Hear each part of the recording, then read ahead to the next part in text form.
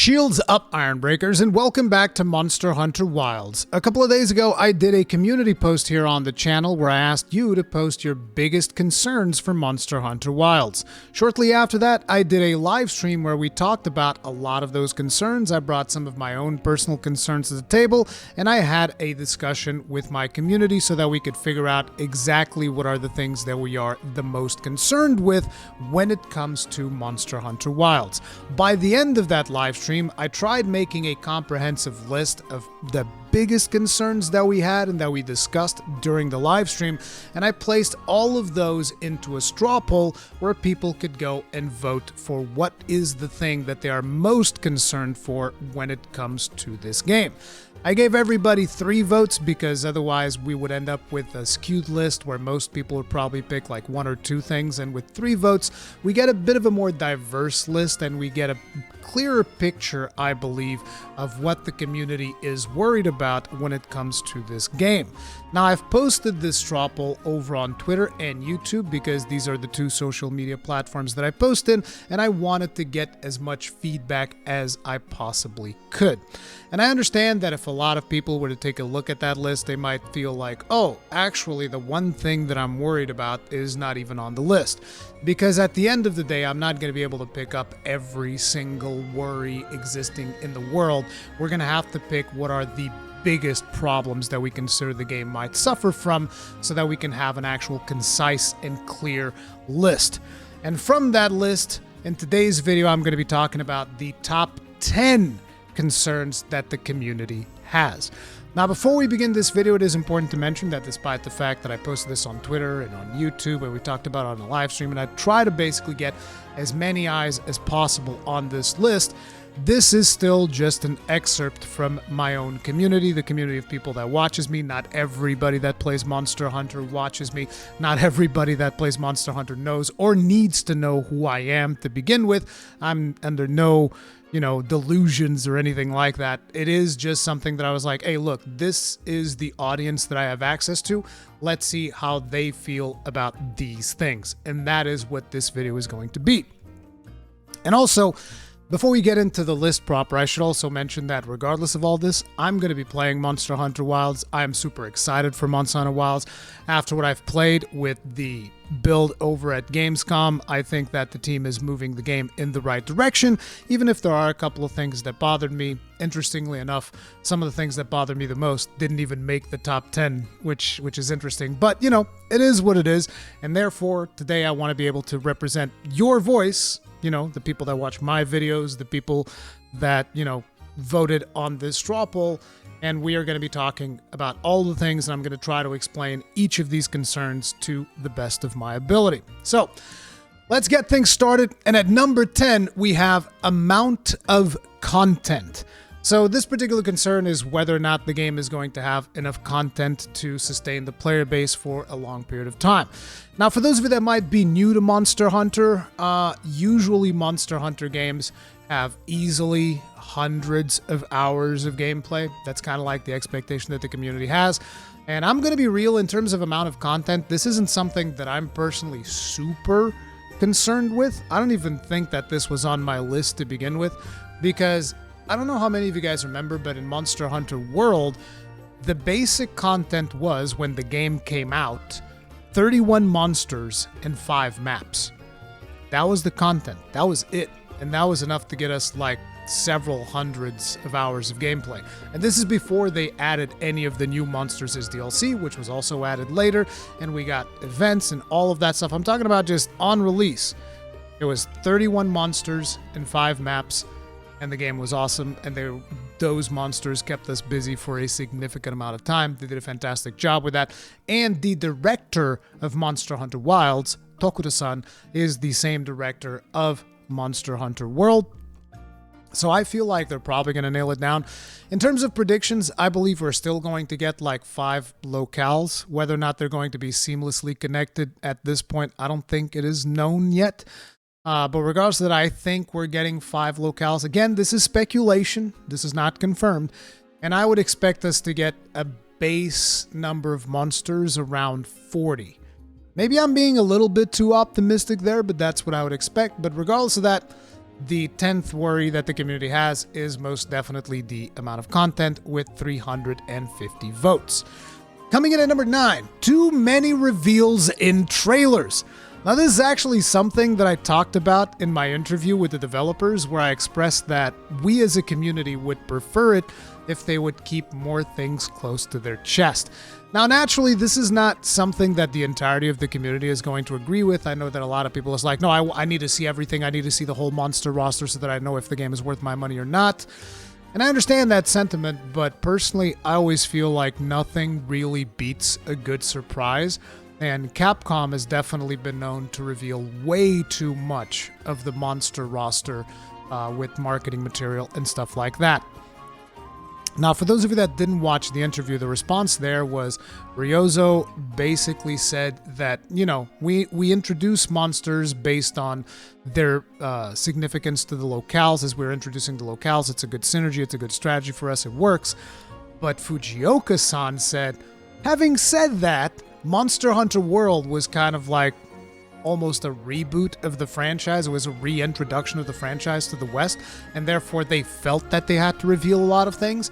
But now that Monster Hunter is kind of like, in the talks, and most people know what Monster Hunter is, Fujioka-san is confident that they might be able to play a couple of things closer to their chest, and that gives me hope that they won't reveal as much of the monster roster this time around, because it just feels great whenever you get a surprise in this game. Whenever you go into a hunt and you don't know exactly what you're going to get, and there's a brand new monster in there and you're just like, oh my god, I didn't expect this.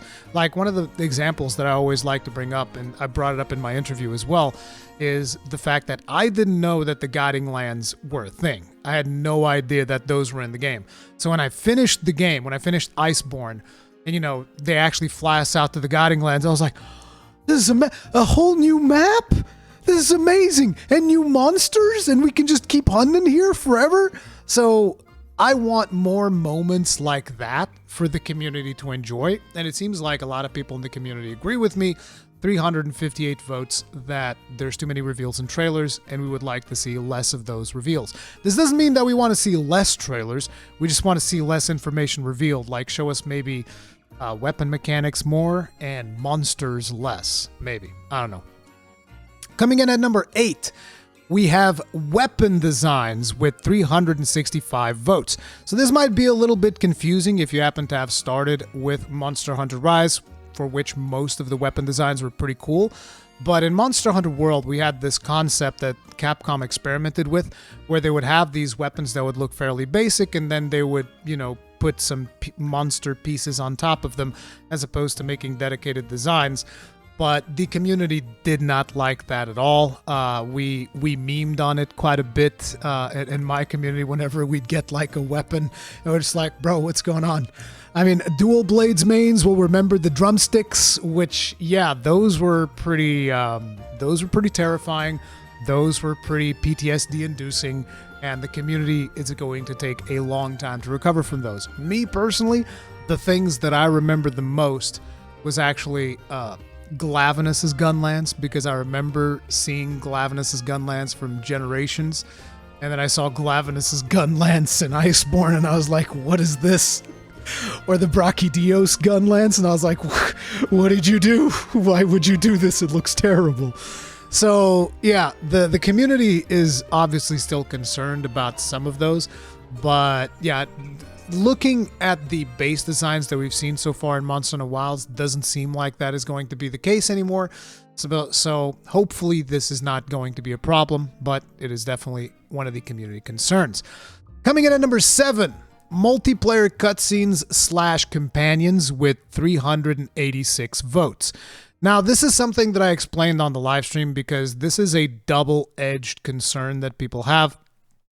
First one's pretty self-explanatory. Multiplayer cutscenes. This was a problem in Monster Hunter World, because essentially if you were trying to play through the campaign with friends, before every cutscene that you would get, players would have to go into these hunts solo, and then you would have to progress the hunt to the point where you get the cutscene, at which point you can fire off an SOS flare and other people can join you. It was kind of weird if you were trying to do the story in multiplayer, because you would have to wait until everybody did the cutscene and then you could all join in the hunt together, which involved like a lot of, okay, I'm gonna create the hunt and now you can join the hunt after I do this and then you create the hunt. It was a bit of a messy situation and a lot of people didn't really appreciate that, understandably. Now, I played through the campaign mostly solo, so it wasn't really a problem that I ran into, and if you're playing solo, this is not going to be something that you even care about, but for a lot of players, this was an issue. Now, this is actually easily solvable if you just let every player watch the cutscene at the same time, and then you just, hit a button if you want to be able to skip it so that players can also skip those cutscenes. And I understand that the team is working on actually bringing the story even more front and center than before.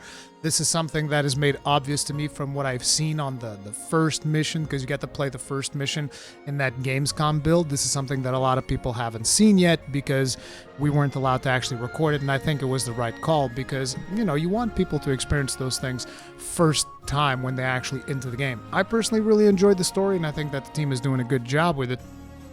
But I understand that not everybody plays Monster Hunter for the story. As a matter of fact, I would argue most people don't play Monster Hunter for the story. They just want to kill the big monster, peel off its skin, and make a funny hat.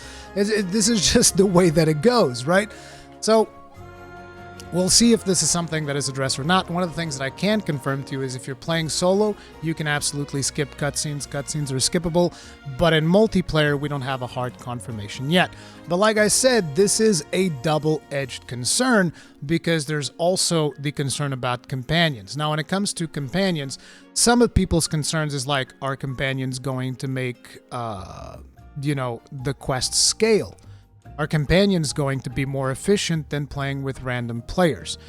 Are companions going to take away from the motivation that people might have to team up and actually engage in multiplayer hunts?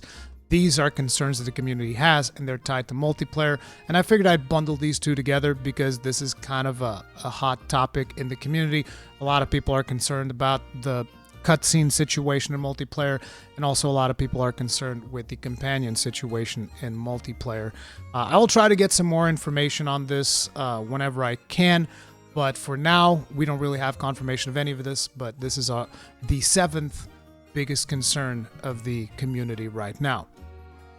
Now, coming in at number 6, we have skill bloat, and I feel like this one is going to be particularly divisive because I know that a lot of people like having 100 different skills. If they could, they would like to have every single skill in the game in one single mixed armor set. But a lot of us actually don't like that. And again, I understand that this is going to be a divisive point, especially from the feedback that I've gotten whenever I talked about the Fatalis armor, which was something that I really didn't enjoy, and whenever we talked about curious crafting in Monster Hunter Rise Sunbreak, where we felt like, okay, maybe 10 pages of skills might be a little bit much. Maybe it kind of takes away from the uniqueness of making mixed sets. So, there are a lot of people concerned about skill bloat in Monster Hunter Wilds, which is why this got 403 votes. Now, ideally, and this is not the community, we talked about this on stream, and a lot of people agreed with me, but this is not like I have exact numbers on how many people agreed with me on this. But I feel like the overall consensus that a lot of us came away from is that we would like to see Wilds do something like, and by the way, I would like your feedback in the comments on this specifically, but we would like to see Wilds, cap out at, say, like 5 skills on a good optimized mixed set. You would get 5 maxed out skills, give or take, or maybe a little bit less if you want to, take down a couple of pips on some skills to have a couple of extra skills and stuff like that. But the overall consensus would be about 5 skills, and then when we inevitably get the G rank expansion for Monster Hunter Wilds, or the Master rank expansion, whatever you want to call it, you would up that to, say, like 7. I think that would be ideal because it would keep mixed sets somewhat unique, and you would be able to balance out defensive abilities with offensive abilities without just going completely over the top and getting every ability like it was with Curious Crafting. So, skill bloat, definitely a concern of the community. Now, number 5, and surprising absolutely no one, as a matter of fact, the only surprise is that it's actually this low in the list, is the endgame. obviously people are concerned about the end game. This has 414 votes. We don't really know what the end game of Monster Hunter Wilds is going to be. For the end game of World and Iceborne, we obviously had investigations and the guiding lands. I mean, investigations for base world and then guiding lands for Monster Hunter World Iceborne. And then for Rise and Sunbreak, I mean, Rise didn't really have too big of an end game. Whereas Sunbreak obviously had anomaly investigations, which were pretty cool, but were also extremely grindy, way more grindy than I feel like anything that we've done in Iceborne, even though that is a subject that is somewhat debatable by part of the community. Some people would say Guiding Lands was more grindy than Anomaly Investigations, whereas others would say Anomaly Investigations were more grindy than Guiding Lands. When it comes to that, me personally, I'm of the opinion that Anomaly Investigations was way more grindy than Guiding Lands, and the proof of that is that I grinded the crap out of the Guiding Lands, and I wasn't able to finish the grind of the Anomaly Investigations until now. I might still get to it at some point this year, but, you know, that's kind of like where we're at. So Endgame is number 5. Now, coming in at number 4, surprising absolutely no one, is the dreaded RNG. And RNG is an interesting topic. This is specifically about weapon RNG and decoration RNG. This is a very interesting topic. It got 569 votes on the community poll that I did. So when it comes to weapon RNG, we are specifically talking about Kolv to Roth. Now, Safi Jiva also had weapon RNG, but a lot of us feel that Safi Jiva was significantly better because it was easier to get the weapons that you wanted, and then you just grind to get the materials to upgrade the weapon to work in the way that you want. So there was a little bit less RNG there. But Kolv to Roth's RNG was atrocious. Like, I have a friend of mine who is a Chargeblade main. He's probably well over 2,000 hours into World and Iceborne. And I don't know if he actually has the Kjar Strong Arm Ice. He might have gotten it very close to when we stopped playing. But I mean, that was just way too much. Now, me personally, when it came to Kolv, I remember when Kolv first came out, I spent literally the first 2 weeks, every single moment that I had of free time, I was doing Kolv to Roth Siege, trying to get one of the shelling level 4 gun lances. It didn't even matter which one. I was like, just give me one of them. I don't care which one. Just one of the level 4 shelling gun lances, and I'll be happy. And I only got it on like my very last hunt. Like, I literally said, this is the last one that I'm doing because the event was also going to end that day. And I was like, well, this is the last one. I either get it now or I never get it. And I was able to get one shelling level 4 wide shelling gun lance. And I was like, Jesus Christ, that was miserable. I never want to do that again. So, you know, I even made a video talking about the Kolv to Roth problem. So that's what it is when it comes to weapon RNG. But RNG doesn't just stay there. There's also decoration RNG.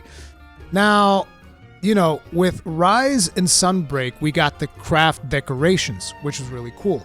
But we got RNG with charms, which basically you would have to like gamble on charms to see if you would get a good charm. This is not like, you know, with paid MTX or anything like that. This is all in-game. There's no pay to win items or anything like that in any of these games, in case you're just new to this. But, you know, a lot of people ended up preferring charm RNG because you could still craft the decorations. And I counted myself among those people. I'll be real. I was like, yep, give me charm RNG. I want to be able to craft decorations. But ever since I restarted playing World and Iceborne, I actually changed my mind. I know a lot of people are going to be mad at me, but I actually changed my mind. I prefer RNG decorations over RNG charms because at the end of the day, I eventually got the decos that I needed. I never really got what you would consider to be a really good roll on a charm. And this is like after, I don't know, probably coming up on 1,500 hours of playing Monster Hunter Rise Sunbreak. Yeah, charm RNG I think was definitely worse. And decoration RNG, because of the way that was implemented in the game and you would get it from just like doing hunts and stuff, I feel like it worked better. So yeah, I'm switching myself to decoration RNG over charm RNG. And I know that a lot of people are going to be mad about that. But ideally, I would actually rather have no RNG. So we don't know exactly what's going to happen, but obviously this is one of the community concerns, that we have sieges where we get RNG weapons.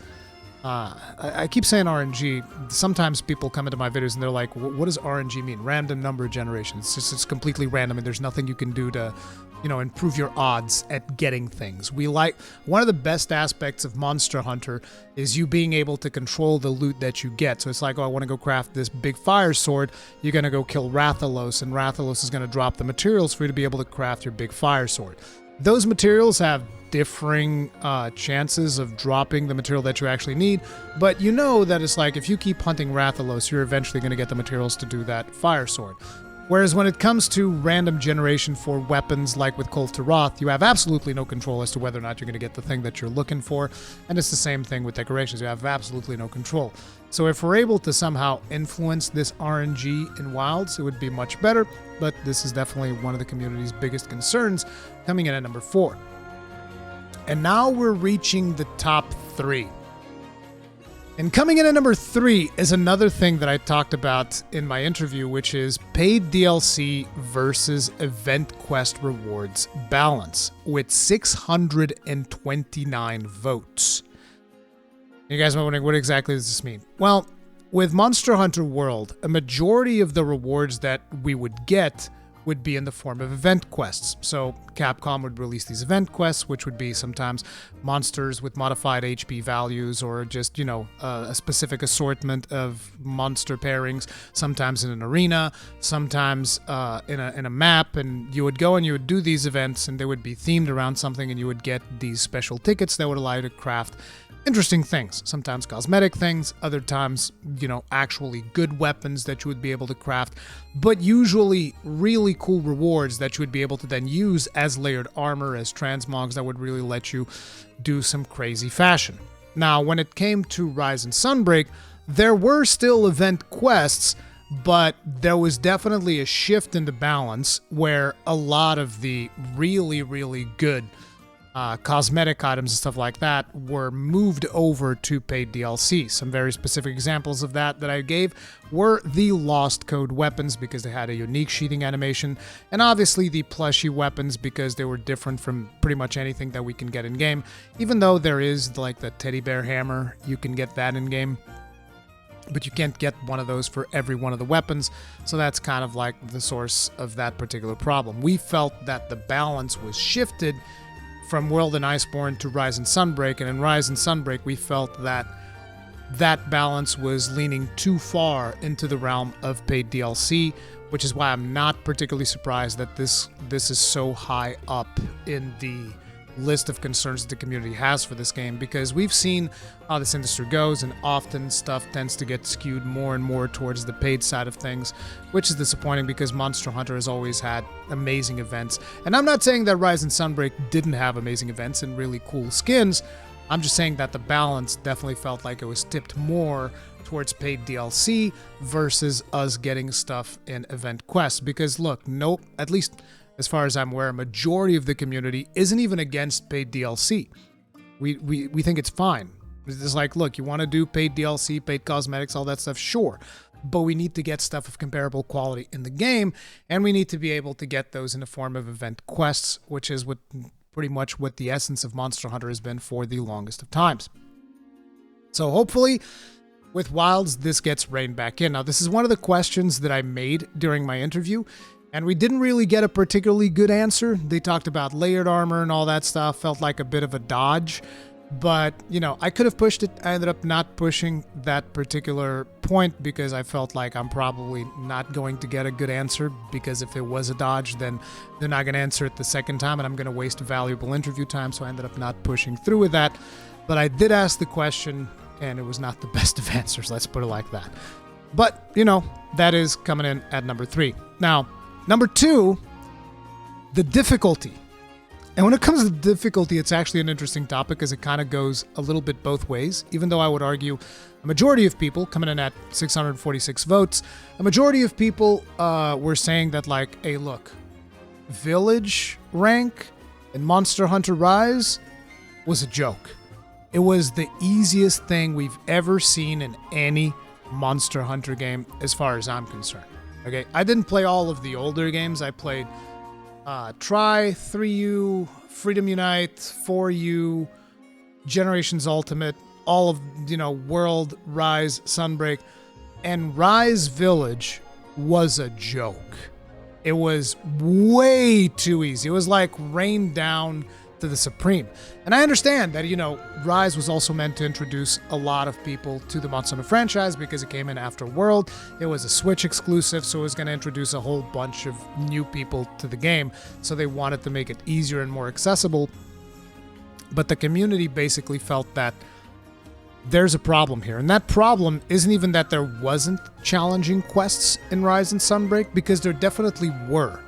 There were challenging quests, but they were near the end of the game. You would get like crazy spikes of difficulty at the end of the game. So it'd be like easy, and then suddenly super hard. And what the community would like to see this time around is a more smoothed out difficulty curve where things get harder much, much sooner, and that way it smooths out by the time you get to the end of the game. At least that's the overall vibe that I got from the discussion. Feel free to correct me in the comment section if you feel like I'm misrepresenting anything that you've said. But, with that, there's also some people that are actually scared the game's going to be too hard, which I don't think that's going to be the case, particularly because this is just a high-rank game. What I mean by that, the high rank is the first game that comes out, which has low rank and high rank, and then the expansion that usually comes afterwards, that introduces master rank, which is where the real challenge kind of begins. So difficulty is a major concern, which is why it comes in at number 2, and we hope that, at least I hope that in the beginning, Monster Hunter Wilds feels harder than Rise did, because Rise was way too easy. It was just way too easy. And yeah, that's just the feeling that I get. We want to see things a little bit harder. We want to see maybe potentially a little bit longer hunts that actually require you to pay more attention instead of just like demolishing a monster in sub 5 minutes in your first attempt, stuff like that. We'll see how things pan out. But finally, we get to the number 1 community concern for Monster Hunter Wilds, and that is performance, with 898 votes. So the reason why performance is being called out, I think, is mostly because of the problems that happened during the launch of Monster Hunter World Iceborne, which I personally didn't experience, by the way. But I know that a lot of people did. This is actually one of the reasons why Monster Hunter World Iceborne, I don't know if it's still sitting on mixed reviews on Steam or what the deal is, but like a lot of the negative reviews that the game got were issues with performance. A lot of people's machines were blowing up all over the place, and they were just like really struggling to run the game. And then the other reason is Dragon's Dogma 2. Dragon's Dogma 2 is running on what we believe is going to be the same engine as Monster Hunter Wilds, which is the RE engine.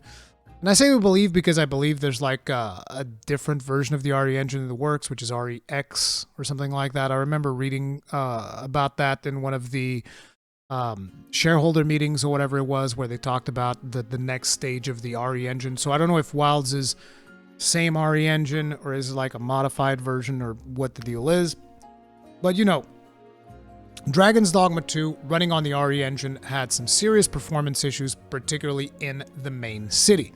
Now, performance is not really my biggest concern, and the reasoning behind that is because if you actually look into the reason why Dragon's Dogma 2 was experiencing performance issues, it was because NPCs and AI and the AI of the NPCs was taxing the CPU way too much, and that was causing a lot of issues with performance. So when it comes to that, if you think about the behavior of an NPC in Dragon's Dogma 2, and you think about the behavior of an NPC in Monster Hunter, these are radically different things. See, an NPC in Monster Hunter might walk around from one place to another, whatever, greet somebody along the way, like super bog standard behavior. Doesn't have to concern itself with the player at all. with the exception of maybe stopping when the player is walking past them or something like that, maybe do a basic greeting. Doesn't really have as many AI requirements. A majority of the NPCs, I would even argue, are usually standing behind counters, like the quest maidens, the canteen, whoever happens to be the canteen creature or person or whatever, or the vendors and stuff like that. So it's not as complex, and there's not as many NPCs in Monster Hunter as there are in Dragon's Dogma 2. Like, you go to Vernworth, there's like 50 NPCs, each of them with different AI calculations, and the game has to determine whether or not these NPCs are alive, and there's tons and tons of complexity. The player can pick up the NPCs, throw them off a cliff, kill them. The player can interact with them depending on their quest status. They have dedicated quest lines. Some NPCs go on journeys, come back, they have to do all of this stuff. So there's tons and tons of calculations there that are not going to happen in Monster Hunter Wilds, which is one of the reasons why I'm not as concerned. And then if we look at the history of Monster Hunter, like, World actually had pretty good performance, at least in my personal opinion. Iceborne, I didn't experience the performance issues. I know that in the beginning it had performance issues. I believe those were smoothed out over time. Feel free to correct me in the comment section down below if these are still problematic or not, but I believe that most players are able to run Iceborne nowadays without too many issues. But again, let me know in the comment section. And then we have the fact that they were able to get Monster Hunter Rise to run at a very stable 30 FPS on Switch with amazing visuals for that console. It is one of the best looking games on the Switch, straight up, and it runs pretty much silky smooth, although in Sunbreak, whenever you have Gore Magala, good lord.